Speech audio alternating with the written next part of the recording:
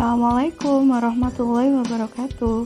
Hari ini Buni akan menyampaikan rangkuman materi kelas 3, tema 1, subtema 3. Muatan pelajaran pertama yang akan kita pelajari yaitu materi PPKN menghargai kemampuan teman. Tujuan pembelajaran pada mapel PKN ini adalah 1. Siswa mampu memahami makna simbol sila kedua Pancasila. Yang kedua, siswa mampu mempraktekkan sikap saling menghargai kemampuan teman. Lalu, anak-anak, mari kita simak bersama-sama pembelajaran hari ini. Coba deh, sebutkan siapa saja nama teman-teman anak-anak. Masih ingat atau sudah lupa ya nama temannya? Selain keluarga, teman merupakan seseorang yang sangat kita butuhkan dalam kehidupan kita. Kenapa? Karena seorang teman bisa jadi penghibur saat kita sedih. Teman juga bisa jadi penyemangat saat kita putus asa.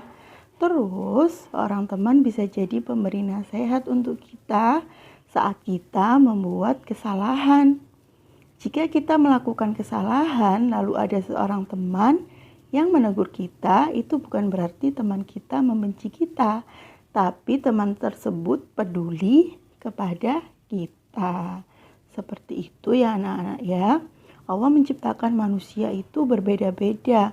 Perbedaan tersebut sepatutnya kita menghargai termasuk kemampuan teman. Nah, kemampuan setiap orang itu berbeda-beda ya anak-anak ya. Misalnya ada teman kita yang pandai sekali berpuisi, sedangkan kita pandai berhitung. Lalu teman kita yang satu lagi pandainya melompat. Teman kita yang satunya lagi perbedaan mampu tersebut harus kita hargai dan tidak usah dipermasalahkan.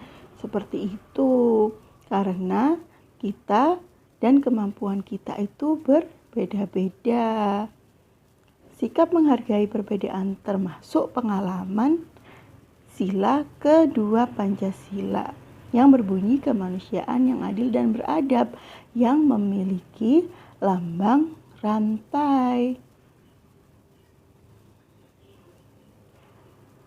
Nah, anak-anak, cara menghargai perbedaan kemampuan teman yang pertama, tidak mencemooh atau menghina kemampuan teman. Yang kedua, tidak meremehkan kemampuan teman. Yang ketiga, menghormati kemampuan dan minat teman. Yang keempat, menyemangati teman untuk mengembangkan kemampuannya. Yang kelima, memberikan saran yang baik untuk teman kita yang memiliki kekurangan. Dan yang keenam, mengajak berlatih bersama untuk meningkatkan kemampuan yang dimiliki oleh setiap orang. Jadi kita bisa saling membantu dan bisa saling membutuhkan satu sama dengan yang lainnya. Seperti itu. Nah, anak-anak, Bunia punya pertanyaan. Pertanyaan pertama, kamu melihat temanmu mengalami kesulitan saat melakukan permainan. Sikap yang akan kamu lakukan adalah, kira-kira apa yang akan kita lakukan? Iya betul, sikap kita adalah sebaiknya kita mengajari teman kita supaya teman kita bisa mengikuti permainan dengan baik. Pertanyaan yang kedua, kamu melihat salah satu temanmu mengejek teman lain yang mengalami kesulitan saat bermain. Sikap yang akan kamu lakukan adalah apa ya? Iya, sikap kita adalah kita seharusnya memberikan nasihat kepada teman kita untuk tidak mengulangi perbuatannya, yaitu mengejek. Nah, anak-anak, sikap kita yang kedua adalah kita seharusnya juga menghibur teman kita yang sedang sedih agar ceria kembali. Pertanyaan ketiga, kamu melihat temanmu belum mampu mengikuti kegiatan dengan baik. Bagaimana cara kita memberikan saran?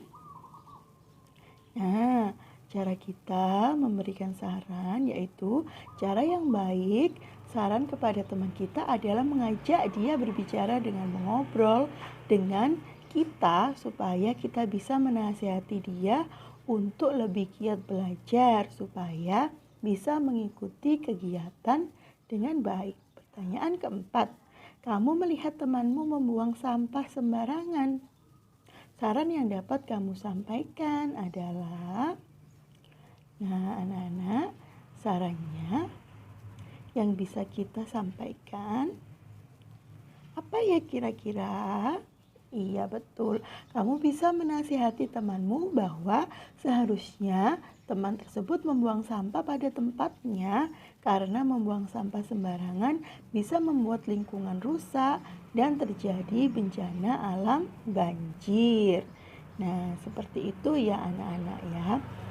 Tentunya kita harus menyampaikannya dengan sopan. Pertanyaan kelima, di sekitar depan rumah tetangga banyak sekali sampah dan juga kaleng bekas berisi air hujan. Saran yang akan kamu sampaikan adalah,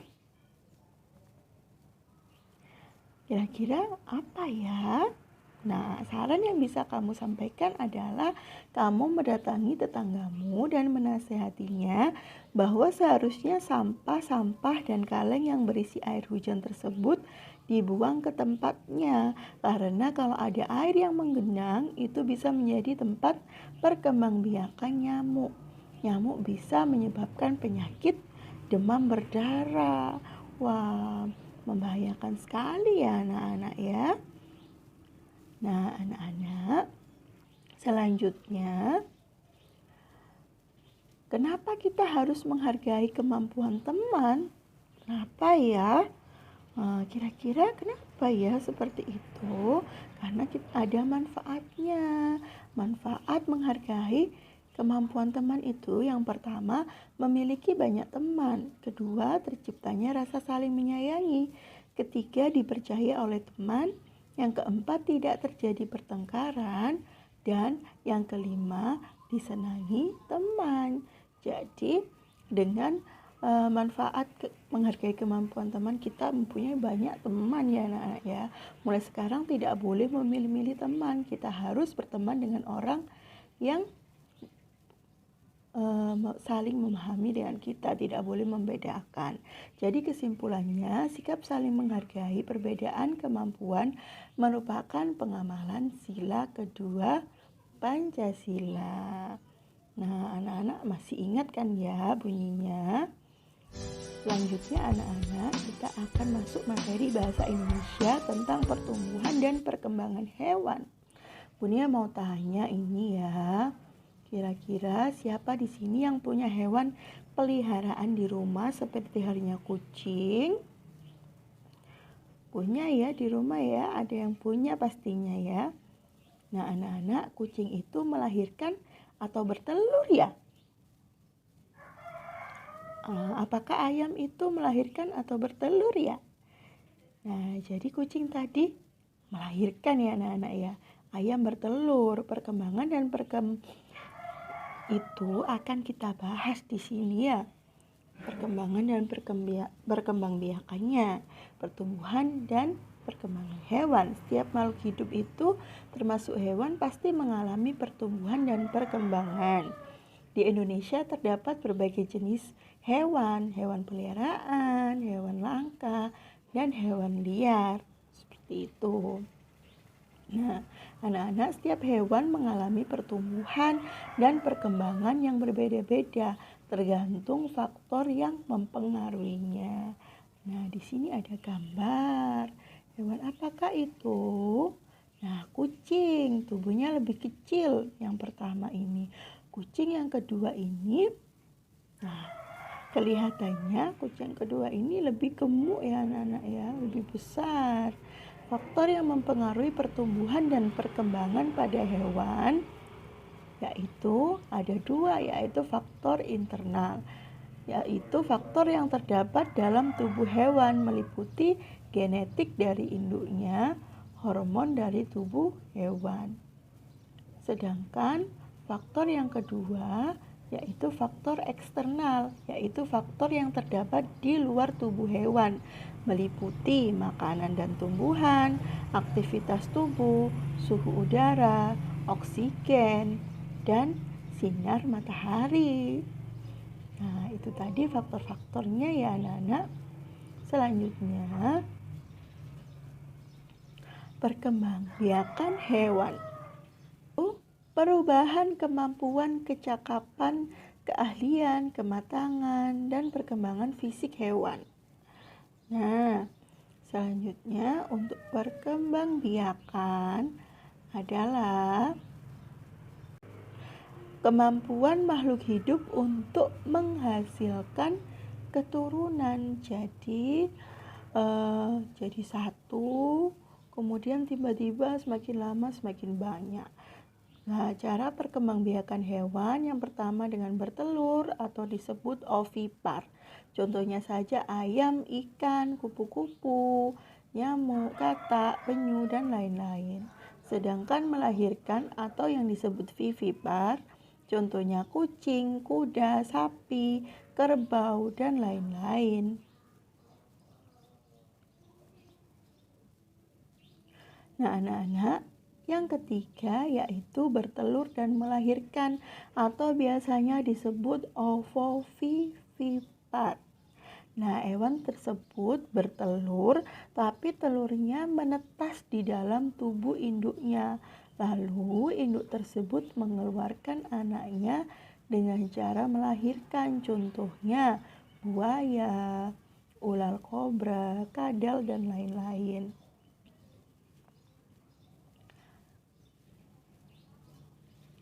Nah, anak-anak, bertelur atau disebut ovipar. Yang pertama, ayam. Ciri-cirinya tubuh berbulu, memiliki 2 kaki, memiliki paruh, bernafas dengan paru-paru, berkembang biak dengan cara bertelur. Yang kelima, membutuhkan makan dan minum. Fase pertumbuhan hidup ayam yang pertama telur, lalu menetas menjadi anak ayam, menjadi ayam muda, dan yang terakhir menjadi ayam dewasa. Seperti itu ya anak-anak, pertumbuhan ayam. Lalu selanjutnya ikan. Nah, ciri-cirinya bernafas dengan insang, bergerak dengan cara berenang menggunakan sirip, dan yang ketiga berkembang biak dengan cara bertelur. Fase pertumbuhan hidup ikan yang pertama dari telur atau biasa disebut larva, kemudian menjadi ikan kecil, dari ikan kecil menjadi ikan dewasa. Nah, hewan selanjutnya ini katak. Nah, fase pertumbuhan hidup katak yang pertama telur, menjadi kecebong tanpa kaki. Setelah itu menjadi kecebong dengan kaki. Selanjutnya menjadi katak muda berekor. Dan yang terakhir menjadi katak dewasa. Nah, yang keempat kupu-kupu. Fase pertumbuhan hidup kupu-kupu yang pertama dari telur menjadi apa itu ya? Menjadi ulat atau larva. Selanjutnya dari ulat menjadi apa itu ya anak-anak ya? Iya betul sekali, itu kepompong atau disebut pupa. Setelah menjadi kepompong, terus jadilah kupu-kupu. Seperti itu. Selanjutnya adalah nyamuk. Beberapa jenis nyamuk dapat menjadi penyebar penyakit yang mematikan. Contohnya penyakit demam berdarah. Perkembangan nyamuk dikarenakan banyak genangan air. Untuk itu kita harus membersihkan lingkungan setelah membuang benda-benda yang sudah tidak dipakai agar tidak dijadikan tempat perkembangbiakannya. Fase pertumbuhan nyamuk yang pertama adalah telur. Telur menjadi apa itu ya? Nah, ini biasanya kita temukan di air, jentik-jentik nyamuk. Ya anak-anak ya. Setelah menjadi jentik-jentik nyamuk akan menjadi pupa. Dan setelah pupa menjadi nyamuk dewasa. Lalu selanjutnya melahirkan atau kita sebut vivipar. Yang pertama adalah kucing. Fase pertumbuhan kucing yaitu anak kucing menjadi kucing muda dan selanjutnya menjadi kucing dewasa. Nah, anak-anak, selanjutnya kita akan masuk materi matematika.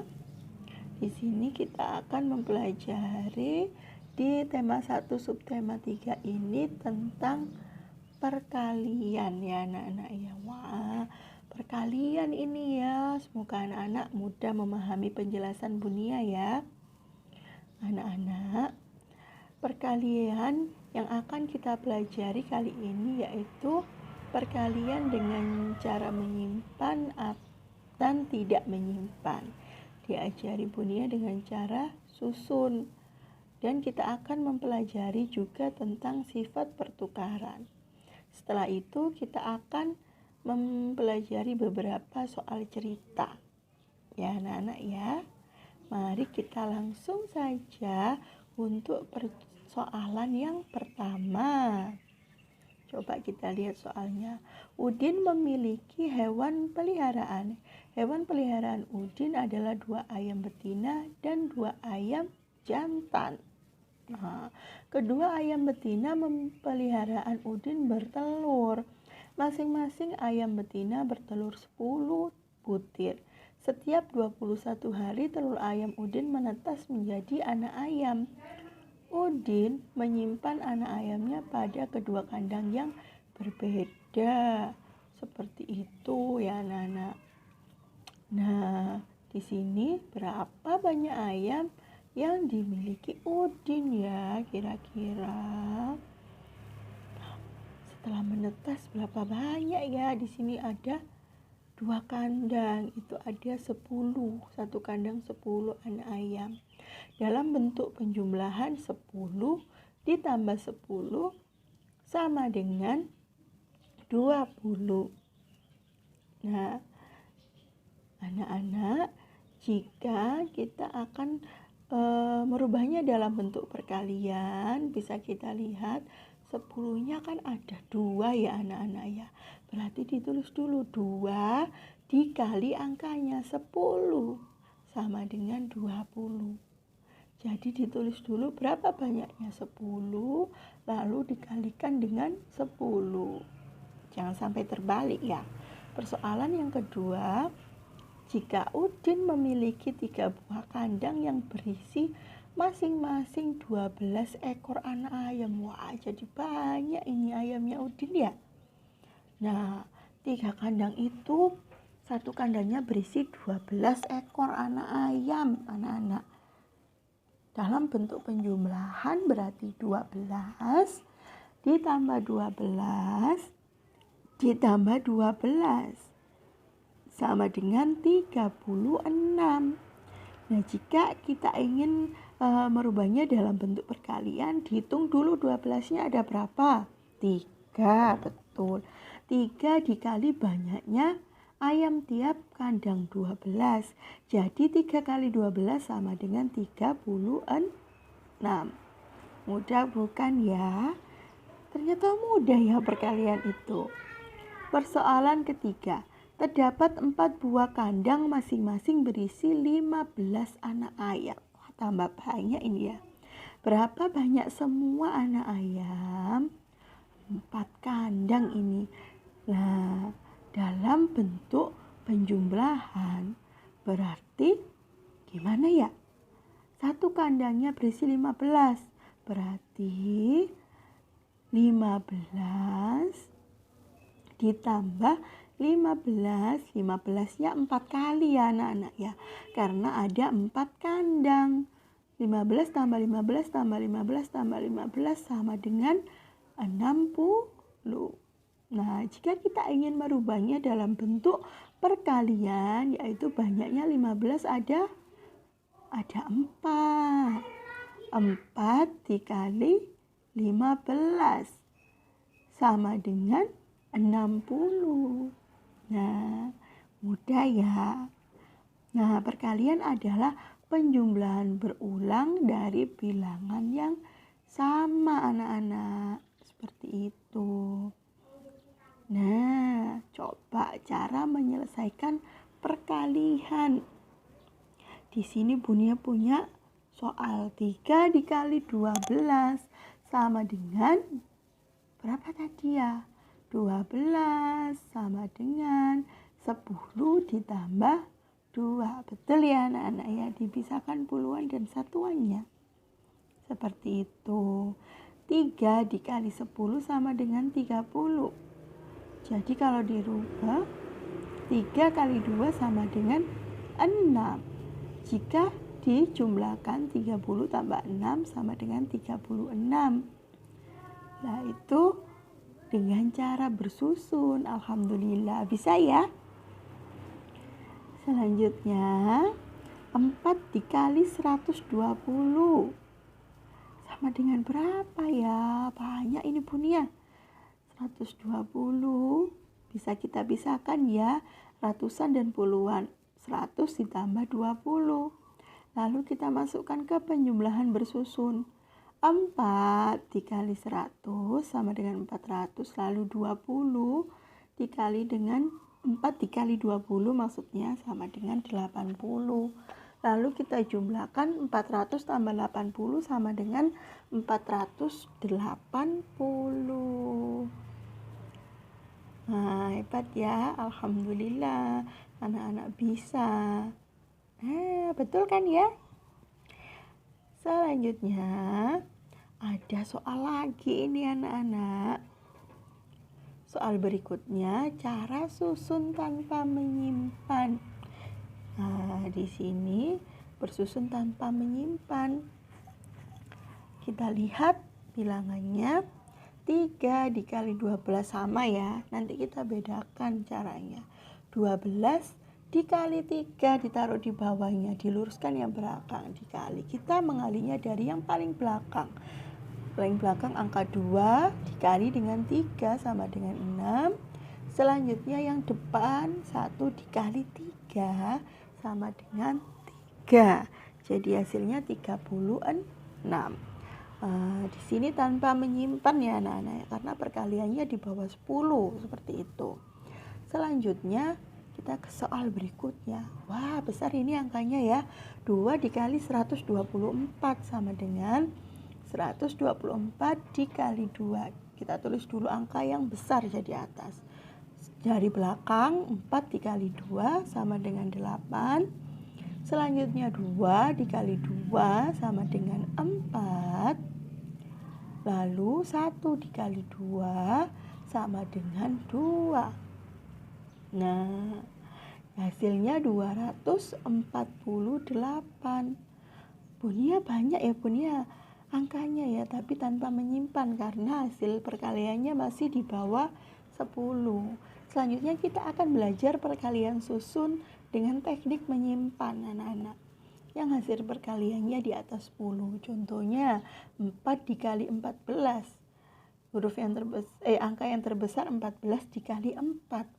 Jadi 4 dikali 4 sama dengan 16. Kita tulis satuannya. Angka yang paling belakang 6. Disimpannya 1. Setelah itu kita kali 1 dikali 4 sama dengan 4. Ditambah simpanannya 1. Sama dengan berapa anak-anak? 5. Betul sekali. Jadi 14 kali 4 itu sama dengan 56. Kita lanjut ke soal yang berikutnya. 3 dikali 245. Wah, banyak ini ya. Coba kita kalikan dari yang paling belakang dulu ya anak-anak. 5 dikali 3. Hasilnya berapa ya? 15. Ditulis angka yang belakang 5. Disimpan 1. Selanjutnya 4 dikali 3. Hasilnya 12 ya anak-anak ya. Ditulis 2 yang belakang. Oh, kita punya simpanan ternyata. Berarti 12 ditambah 1 sama dengan 13. Ditulis angka belakangnya 3. Disimpan 1. Lalu 2 dikali 3 sama dengan 6. Ditambah simpanannya 1 jadi 7. Betul. Jadi 3 dikali 245 sama dengan 735. Seperti itu ya anak-anak ya, perkalian dengan teknik menyimpan. Selanjutnya kita akan masuk sifat pertukaran pada perkalian. Apa saja ya sifatnya? Coba kita lihat angka berikut. 3 dikali 12 itu sama dengan 12 tambah 12 tambah 12 sama dengan 36. Sedangkan 12 dikali 3 itu sama dengan 3 tambah 3 tambah 3 tambah 3. Tiganya ini anak-anak ada 12 sama dengan 36 ya. Karena depannya 12 dikali 3 berarti 3-nya 12 kali. Sedangkan 3 kali 12 berarti kesimpulannya 3 kali 12 itu sama dengan 12 dikali 3. Ini termasuk teknik perkalian pertukaran. Sifatnya pertukaran. Sama dengan 10 kali 15 itu sama dengan 15 dikali 10. Jadi angka yang belakang jadi depan seperti itu. Dan hasilnya sama. Nah, ketika bilangan tersebut dibalik maka nilainya sama. Ini berlaku pada perkalian. Kita masuk ke soal cerita ya anaknya ya, supaya lebih paham. Udin memiliki 3 ember berisi ikan hias. Setiap ember berisi 320 ekor. Berapa banyak ikan hias Udin semuanya? Nah, ini kita akan selesaikan menggunakan perkalian bersusun aja ya anak-anak ya. Nah, coba 320 dikali 3 kita kalikan dari yang belakang 0 dikali 3. Semua bilangan yang dikali 0 hasilnya 0. Lalu 2 dikali 3 sama dengan 6. Selanjutnya 3 dikali 3 sama dengan 9. Jadi jawabannya 960. Jadi banyaknya ikan hias Udin adalah 960. Soal yang kedua, sebuah toko ikan hias memiliki 7 akuarium. Setiap akuarium berisi 110 ekor ikan koki. Berapa banyak ikan koki semuanya? Nah, kita menggunakan cara bersusun juga ya. Kita tulis. Jadi kalimat perkaliannya 110 dikali 7 sama dengan kita kalikan dari yang paling belakang. 0 kali 7 hasilnya 0 ya. Ingat semua angka yang dikali 0 sama dengan 0. 1 kali 7 sama dengan 7. 1 kali 7 lagi sama dengan 7. Jadi 110 dikali 7 itu sama dengan 770. Jadi banyaknya ikan kokinya ada 770. Nah, banyak sekali ya anak-anak ya. Mudah kan ya. Alhamdulillah ini anak-anak insya Allah Bunia yakin bisa semua. Sekarang kita masuk soal latihan ya anak-anak ya. Nah, di soal latihan ini bisa anak-anak kerjakan untuk besok ini ya.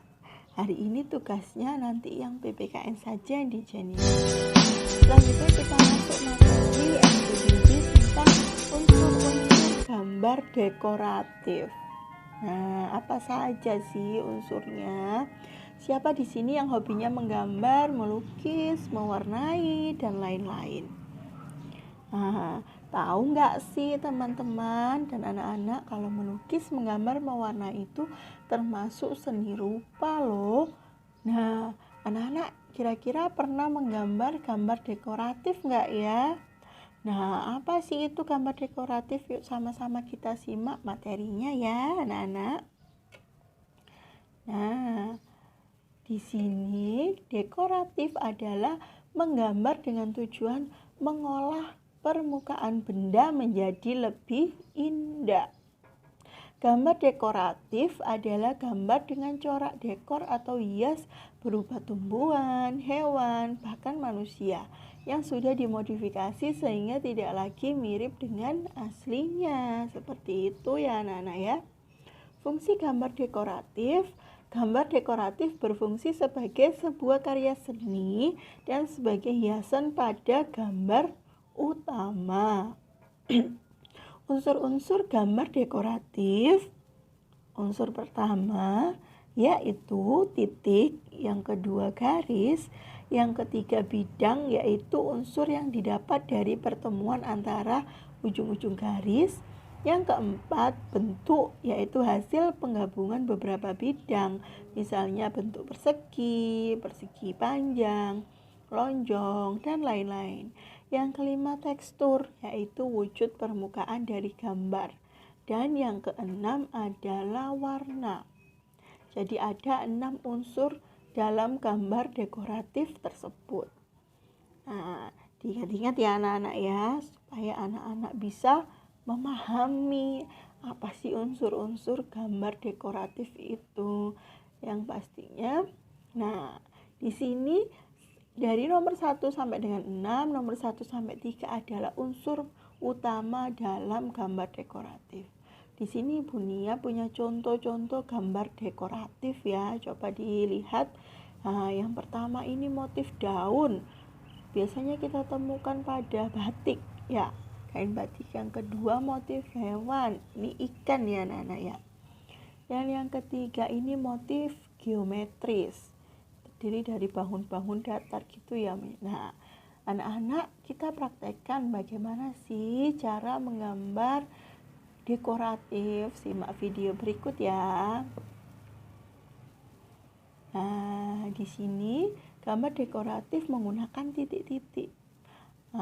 Gambar dekoratif menggunakan garis.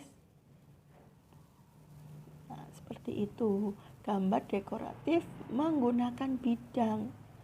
Kita taruh di mahkota bunganya ya.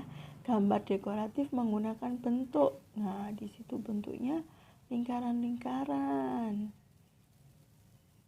Gambar dekoratif menggunakan warna. Nah, setelah kita gambar, kita warnai anak-anak. Jadi cantik ya. Aslinya bunganya itu polos.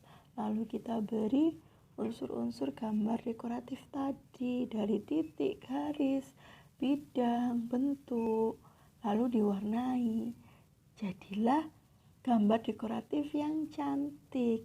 Yang semula hanya gambar bunga biasa saja menjadi gambar bunga yang bagus.